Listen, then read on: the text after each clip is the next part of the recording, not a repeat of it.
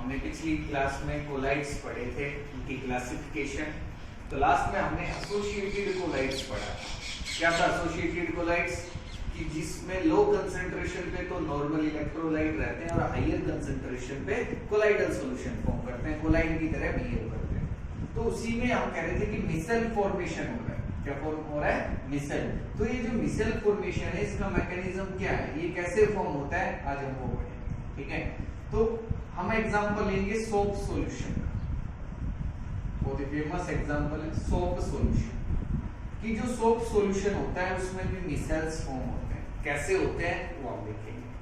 तो अगर हम बात करें सोप की, सोप जो है उसका एक फॉर्मूला है C17H35। एक टाइप है ये उसका, C double bond O negative Na positive. It is known as sodium stearate. It is known as sodium stearate. इसको सोडियम स्टीरेट बोला जाता है। C17H35 C double bond O negative Na positive. अब ये जो पार्ट है इसका, इसमें दो पार्ट होंगे C17H35। अब इस पार्ट को हम बोलते हैं हाइड्रोफोबिक पार्ट। क्या बोलते हैं? Hydrophobic part. और ये जो पार्ट है इसका, इसको हम बोलते हैं हाइड्रोफिलिक पार्ट। क्या बोला जाता है? Hydrophilic part. ये क्या होते हैं? Hydrophobic and hydrophilic. अगर हम देखें हाइड्रोफोबिक,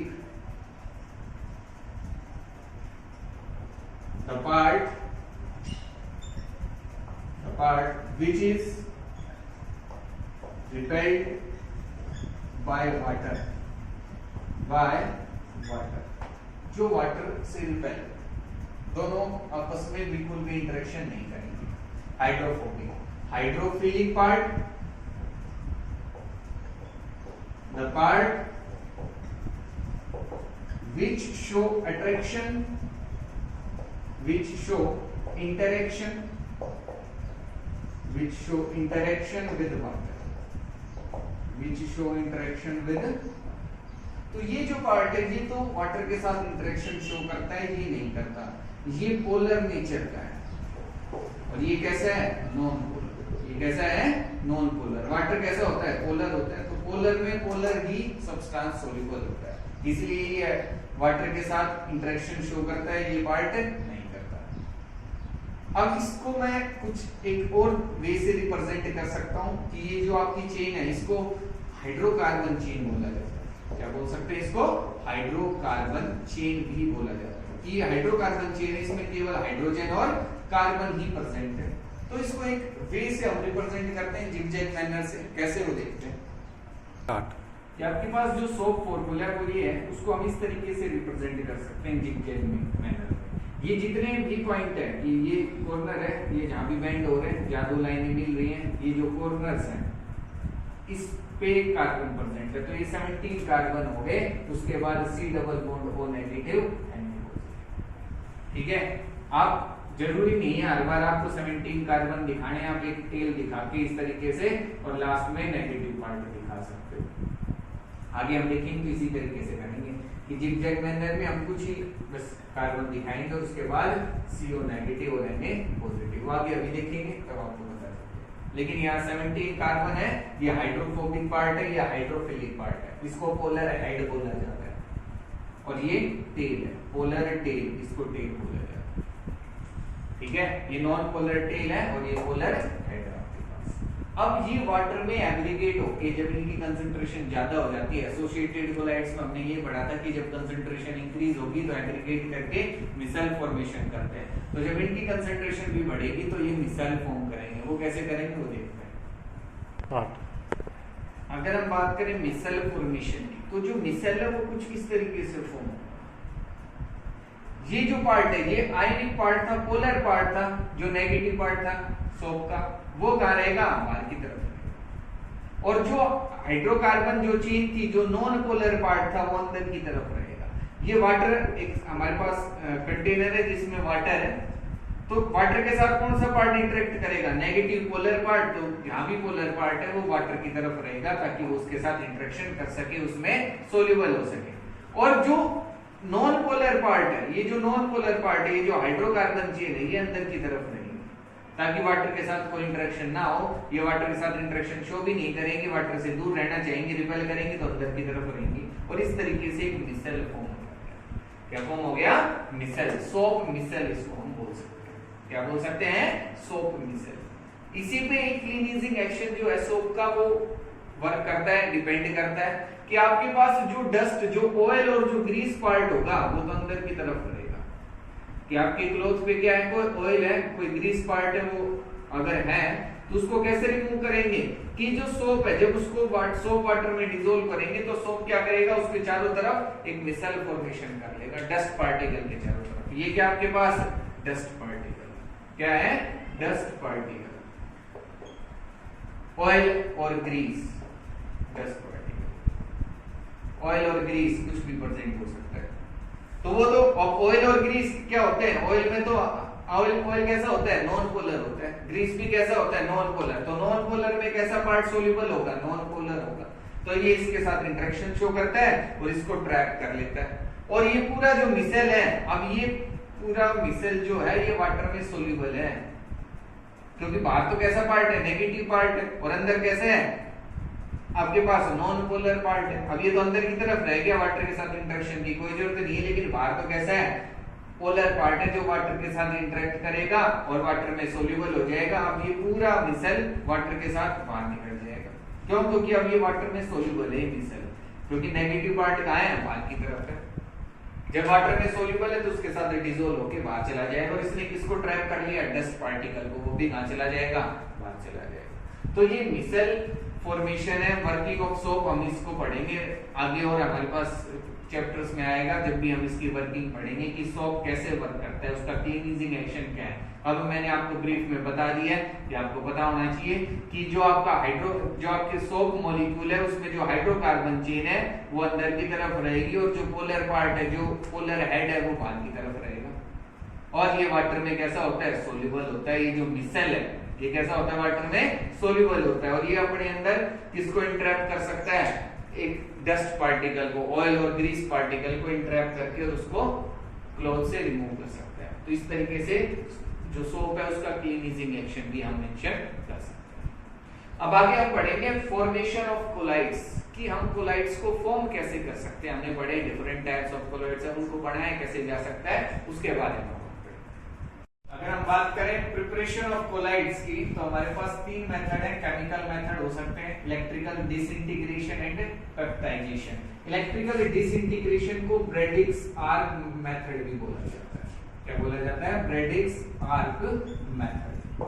अब फर्स्ट मेथड की अगर हम बात करें केमिकल मेथड, तो इसमें हमारे पास केमिकल रिएक्शन होंगी। In this method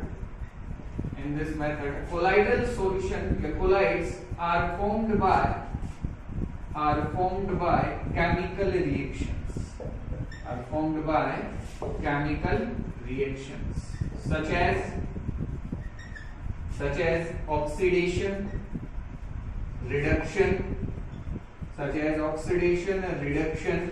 double displacement, hydrolysis etcetera. ये सब मेथड, ये सब रिएक्शंस हम यूज करेंगे और कोलाइड्स फॉर्म कर लेंगे। क्या फॉर्म कर लेंगे? कोलाइड्स फॉर्म कर लेंगे। फॉर एग्जांपल आपके पास है AS2O3, इसकी रिएक्शन हम करवाएंगे H2S के साथ। क्या बनेगा? AS2S3 plus H2। ठीक है, इस तरीके से हम फॉर्म कर सकते हैं। ये आपके पास सोल क्या फॉर्म हो गया? कोलाइडल सॉल्यूशन, जो सोल हम इसको बोल सकते हैं। क्या बोल सकते हैं? सोल। और भी हम यूज कर सकते हैं कि आपके पास है SO2 और इसकी रिएक्शन हम करवाएंगे H2S के साथ। क्या बनेगा? सल्फर सोल बन जाएगा। सल्फर, केवल सल्फर होगा प्लस H2। भी रिएक्शन हमारे पास हो सकती है। अब ये हमारे पास जो रिएक्शन है ये डबल डिस्प्लेसमेंट का एग्जांपल है। इसका एग्जांपल है डबल डिस्प्लेसमेंट का, और ये ऑक्सीडेशन का। ये किसका एग्जांपल है? ऑक्सीडेशन का। अब हम रिडक्शन और एक हाइड्रोलिसिस का एग्जांपल और देखेंगे, वो क्या है देखते हैं। स्टार्ट। नेक्स्ट हो सकता है हमारे पास कि AuCl3, ठीक है।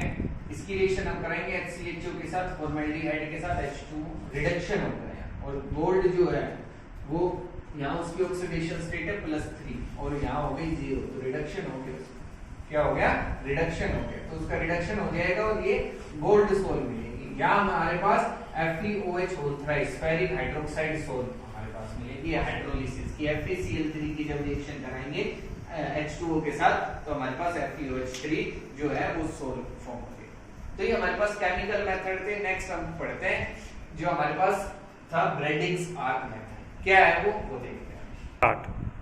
इलेक्ट्रिकल डिसइंटीग्रेशन मेथड की अगर हम बात करें तो इसमें कुछ इस तरीके का सेटअप होगा। ये हमारे पास आइस होगी, ठीक है, और ये डिस्पर्जन मीडियम रहेगा, और यहाँ हमारे पास दो रोड्स होंगी, मेटल रोड्स होंगी, एक पे पॉजिटिव टर्मिनल होगा, दूसरा कैसा, नेगेटिव टर्मिनल।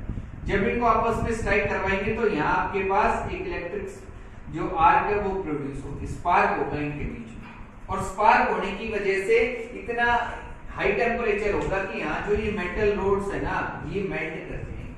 क्या कर जाएंगे, मेल्ट कर जाएंगे। कि जैसे किसी भी मेटल का मुझे सोल फॉर्म करना है और इसको हम यूज करते हैं आपके पास प्लैटिनम, सिल्वर और कॉपर एक्सेट्रा, इन मेटल्स का अगर हमें सोल फॉर्म करना है उसके लिए हम यूज करते हैं ब्रेडिंग्स आर्क मेथड। इन मेटल्स की इलेक्ट्रोड लेंगे, ये रोड लेंगे, जब इनको स्लाइड करवाएंगे तो हाई टेम्परेचर होगा और मेटल वेपोराइज हो जाएगा। क्या हो जाएगा, वेपोराइज।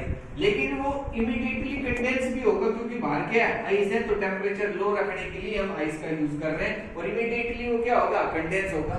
कंडेंस होते ही वो किसमें सोल्यूबल हो जाएगा, किसके अंदर आ जाएगा, डिस्पर्जन मीडियम में, और आपके पास जो सोल है वो फॉर्म हो जाएगा। तो इसमें क्या करेंगे, क्या start, when the two rods struck with each other,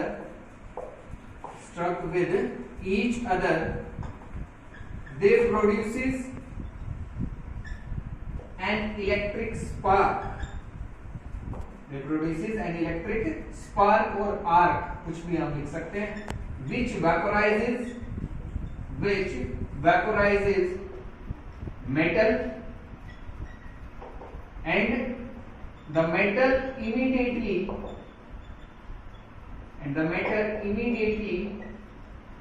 condense into the liquid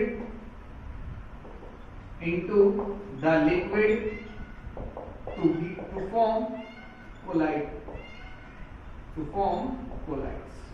या to form soul, कुछ भी हम लिख सकते हैं। ये जो मेटल है जब ये आपस में स्ट्राइक करेंगे वेपोराइज होगा और इमीडिएटली इसमें कंडेंस हो जाएगा लिक्विड में, और कंडेंस होने के बाद क्या फॉर्म हो जाएगा आपके पास, सोल फॉर्म हो जाएगा। क्या फॉर्म हो जाएगा, सोल फॉर्म हो जाएगा, जो कोलाइडल सॉल्यूशन है वो फॉर्म हो जाएगा। तो ये है ब्रेडिंग्स आर्क मेथड। क्या है ये, ब्रेडिंग्स आर्क मेथड। अब लास्ट हम पढ़ते हैं पेप्टाइजेशन, इंपॉर्टेंट है, क्या है देखते हैं। स्टार्ट। नेक्स्ट अगर हम बात करें पेप्टाइजेशन, जो लास्ट मेथड है, क्या होता है peptization, the process of converting freshly prepared precipitates into colloidal solution by adding a suitable electrolyte is called peptization. कि कोई आपके पास प्रेसिपिटेट्स है, प्रेसिपिटेट्स क्या होते हैं, सॉलिड जो होते हैं, कि किसी भी रिएक्शन में जो सॉलिड सब्सटेंस फॉर्म हुआ है वो प्रेसिपिटेट है। वो जो प्रेसिपिटेट है उसमें कोई हम इलेक्ट्रोलाइट ऐड करते हैं, कोई सुटेबल, उसके अकॉर्डिंग जो भी हमारे पास प्रेसिपिटेट है उसी के अकॉर्डिंग कोई सुटेबल इलेक्ट्रोलाइट ऐड करेंगे। ऐड करने पे वो क्या फॉर्म करेगा, कोलाइडल सोल। क्या फॉर्म करेगा, कोलाइडल सोल। फॉर एग्जांपल आपके पास प्रेसिपिटेट्स हैं FeOH whole thrice ferric hydroxide के, इसमें हम Fe3 पॉजिटिव आयंस जो हैं ऐड कर देंगे। ये कहां से मिलेंगे हमें, इलेक्ट्रोलाइट से। कहां से मिलेंगे, इलेक्ट्रोलाइट से। अब इलेक्ट्रोलाइट से जब मिलेंगे तो ये क्या करेंगे, इसके साथ मिलकर और कोलाइडल सोल फॉर्म करेंगे। क्या फॉर्म कर लेंगे, कोलाइडल सोल। कि देखो जो प्रेसिपिटेट्स है मतलब उसके पार्टिकल्स जो होंगे वो कुछ इस तरीके से एक दूसरे के साथ अटैच होंगे, सॉलिड है। जब इसमें हम Fe3 पॉजिटिव आयन ऐड करेंगे तो क्या होगा कि ये जो आपके पास जो मॉलिक्यूल्स है FeOH होल थ्राइस के, ये किसके मॉलिक्यूल्स हैं, FeOH whole thrice ferric hydroxide के। इस पे कैसा चार्ज आ जाएगा, positive, Fe3 positive, Fe3 positive, Fe3 positive, Fe3 positive. इस पे भी